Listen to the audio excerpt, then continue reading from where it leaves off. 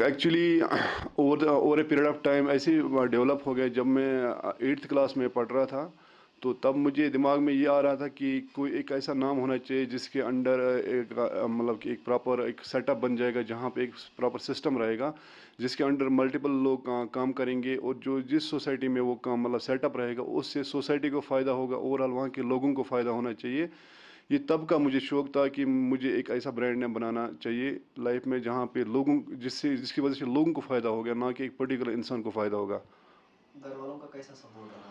Over all اگر دیکھا جائے گا کہ گھر والوں کا جو پراپر سپورٹ لائک کہ جو ایجوکیشن میں میرا رہا وہ بہت اچھا رہا, کہ جو میری اسکولنگ ہو گئی وہ سری نگر سے ہو گئی. اس کے بعد جو اوور آل لائک کہ جرنی رہ گئی میری پڑھائی کی, وہ فار ایگزامپل سری نگر سے میں نے پورا اسکولنگ کا ختم کیا. اس کے بعد میرا KU کا سفر رہا, وہ بھی اچھا رہا, اس میں بھی گھر والوں نے مجھے بہت سپورٹ کیا. اس کے بعد جب میں UPSC کی جرنی میں گیا وہاں پہ بھی مجھے گھر والوں نے بہت سپورٹ کیا, کہ جیسے کہ میں نے ملٹیپل اٹیمپٹس دے دیے.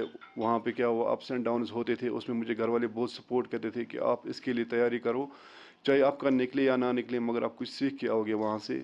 اس وجہ سے میں یہ کہنا چاہتا ہوں کہ گھر والوں کا مجھے بہت اچھا سپورٹ رہا ہر ایک فیلڈ میں. کس اسکیم کے تحت آپ نے یہ یونٹ شروع کیا ہے؟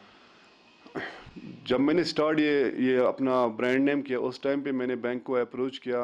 جو یہاں پہ ایک اسکیم چل رہی تھی اس ٹائم پہ PMEGP کے تحت میں نے لون لے لیا 10 لاکھ روپے کا. اس کی وجہ سے میں نے یہاں پہ اسٹارٹ کیا اپنا جو بزنس, جو میں نے بینک سے اس ٹائم پہ پیسے لے لیے تھے.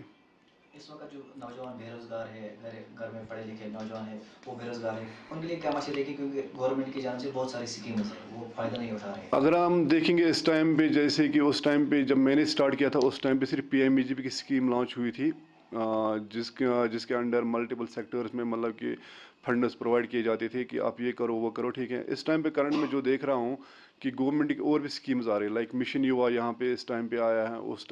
اس میں کیا ہے نا کہ لائک کہ گورنمنٹ آپ کو ایک سیڈ کیپٹل پرووائڈ کر رہی ہے کہ آپ یہ کام شروع کرو, آپ اس کو پھر اس کے بعد لائک کہ آپ کو موریٹوریم میں مل رہا ہے, انٹرسٹ سبوینشن میں مل رہا ہے آپ کو, کیونکہ آپ کو اتنا انٹرسٹ پے نہیں کرنا پڑتا. جیسے کہ ہم 6% کی بات کریں گے جو اس ٹائم پہ مشن یووا میں آپ کو دینا پڑ رہا ہے, کہ انٹرسٹ ریٹ بھی کم ہو رہی ہے.